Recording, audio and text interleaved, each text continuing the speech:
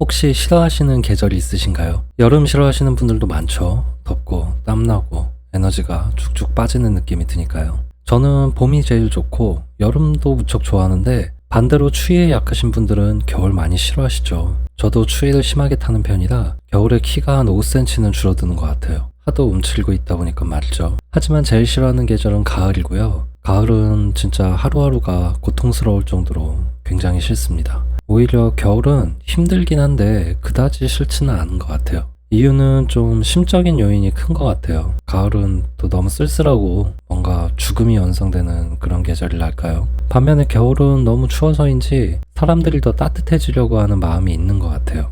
운치도 좀 찾게 되고 또 연말연시도 있다 보니까 차분하고 희망찬 기운이 공존하고요. 겨울하면 또 요리가 빠질 수 없는 것 같아요.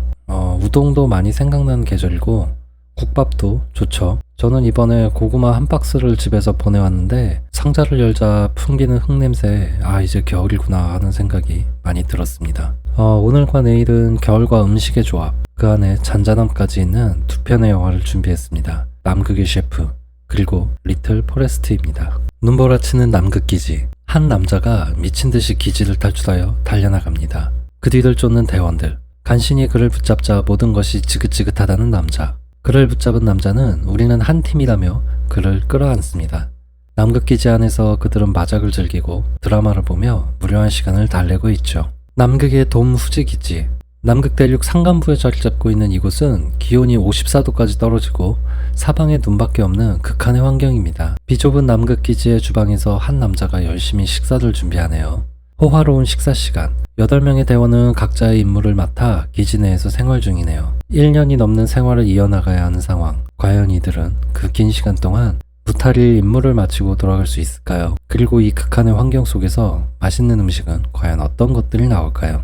네, 남극의 셰프는 제목 그대로 일본 남극 기지에서 400일 넘는 기간을 지낸 셰프의 이야기입니다. 원작은 실제로 해상보안청에서 남극 기지 조리 담당으로 파견되었던 니시무라 준, 영화 주인공 이름이죠. 이분의 에세이를 바탕으로 극화한 영화입니다. 주연 배우는 리가라이 보셨으면 다 아실만한 그분, 사카이 마사토가 주연이고, 사카이 마사토는 능글맞은 리가라이에서의 모습과는 다르게 영화 내에서는 부드럽고 성실한 캐릭터를 잘 연기했어요.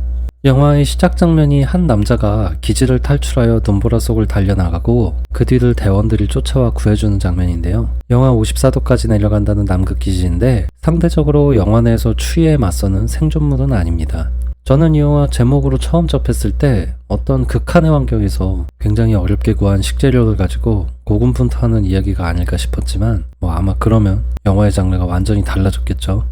스토리 소개가 좀 많이 짧은데요. 캐릭터와 사건이 복잡하게 얽혀 있다면 어느 정도는 말씀드리는 게 필요하겠습니다만 이 영화는 사실 스토리가 크게 중요치 않습니다. 영화는 남극이라는 특별한 배경이지만 흐름 자체는 매우 평이합니다. 소소한 소동도 있고 풋하게 만드는 장면도 있고 고립되어 살다 보니 사람들이 예민해지는 부분도 있고 또 생활하던 공간을 오랜 시간 떠나왔기 때문에 거기에 얽힌 저마다의 사연도 있죠. 그런데 그게 영화 내에서 특별하게 다뤄지진 않고요. 그래도 영화를 보고 나면 매 순간순간이 기억나는 그런 영화예요. 이런 점을 잘 살리는 것이 일본 드라마 영화의 장점인데 남극의 셰프도 같은 장점을 보유하고 있다고 볼 수 있겠네요.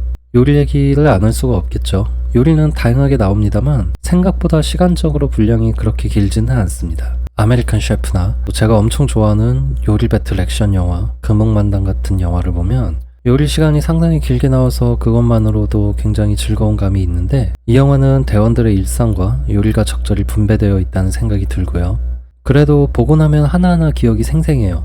닭새우를 튀김으로 만든 건 왠지 만화 고기 느낌이 나서 정말 먹어보고 싶더라고요. 엄청 큰 새우튀김이라니 꿈만 같죠. 그런데 지들이 노래들 불러서 애써서 해줬는데 막상 또 별로라는 대원들은 엉덩이를 걷어 차주고 싶더군요.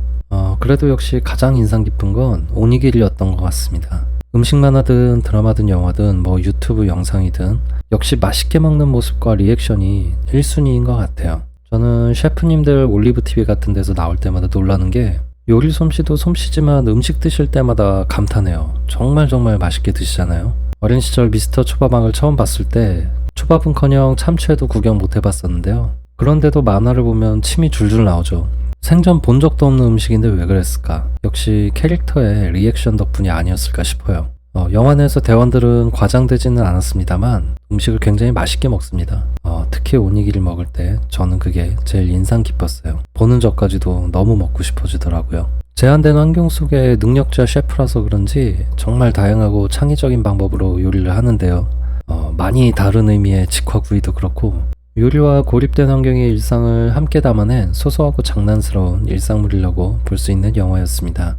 다만 특징이 있다면 영화가 정말 엄청나게 늘게 흘러가요. 긴장감도 그닥 없기에 취향을 좀 타실 수는 있는 것 같아요. 같은 요리 영화지만 아메리칸 셰프와 같은 다이내믹하고 유쾌한 요리 영화를 좋아하신다면 상대적으로 다소 지루하게 보실 수 있습니다. 하지만 잔잔한 템포의 일본 영화, 일본 드라마를 선호하신다면 추천해드릴 만한 요리 영화입니다. 2019년에는 테레비 오사카에서 드라마화도 되었다고 하네요. 드라마는 원작 에세이 제목인 재미있는 남극 요리사를 그대로 사용했고요. 관심 있으신 분들은 드라마도 한번 보시는 것도 괜찮을 것 같습니다. 네, 오늘의 영화 듣기 시간은 남극의 셰프였습니다. 내일은 리틀 포레스트로 다시 찾아뵙겠습니다. 마음에 드셨다면 구독과 알람, 좋아요도 부탁드립니다. 감사합니다.